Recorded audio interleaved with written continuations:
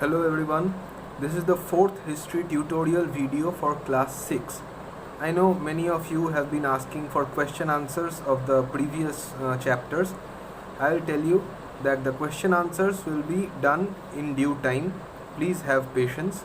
I know that the question answers are needed to be done. Don't worry, I will do the question answers with you. Now we are starting this new chapter, the third chapter in your syllabus, from gathering to growing food.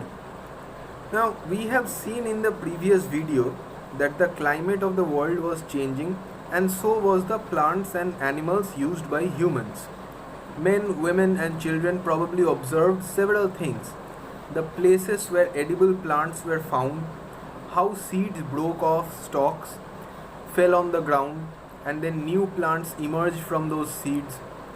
Perhaps they began looking after plants, protecting them from birds and animals so that they could grow and the seeds could ripen. In this way, people became farmers.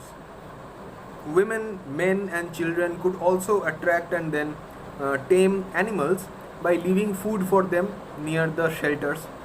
The first animal to be tamed was the ancestor of the present day dog. Later, people encouraged animals that were relatively not so much wild, that could live with the people. These animals include sheep, goat, cattle, and also the pigs. They lived in herds, and most of them ate grass. Often, people protected these animals from attacks by other wild animals. This is how they became herders. When people began to grow plants, it meant that they had to stay in the same place for a long time, looking after the plants, watering, weeding, driving away animals and birds till the grain ripened. And then the grain had to be used carefully. As grain had to be stored for both food and seed, people had to think of ways of storing it. In many areas, they began making large clay pots, or wove baskets, or dug pits in the ground to store the food grains. Animals multiply naturally.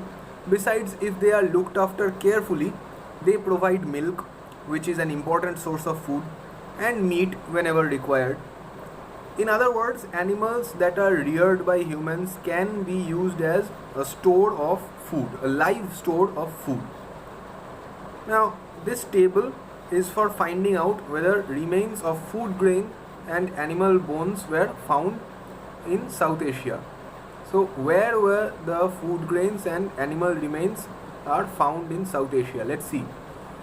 Wheat, barley, sheep, goat, cattle, these were found in Mehergarh. Mehergarh is in present day Pakistan. Rice, fragmentary animal bones, these are found in Koldhiwa in present day Uttar Pradesh. Rice and cattle. How do we know cattle? Because of the hoof marks on the clay surface.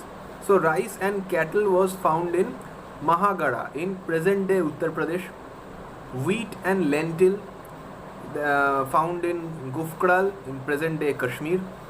Wheat, lentil and animals like dog, cattle, sheep, goat, buffalo, they are found in Burzahum in present day Kashmir. Wheat, grain, gram, barley, buffalo, ox, they were found in Chirand in present day Bihar. Millet, cattle, sheep, goat, pig in present day Andhra Pradesh, an area known as Hallur. Black gram, millet, cattle, sheep, pig in present day Andhra Pradesh in an area known as Payampalli. These are just some of the sites from which the remains of food grains and animals have been found. This is in Indian subcontinent. We are stopping here today.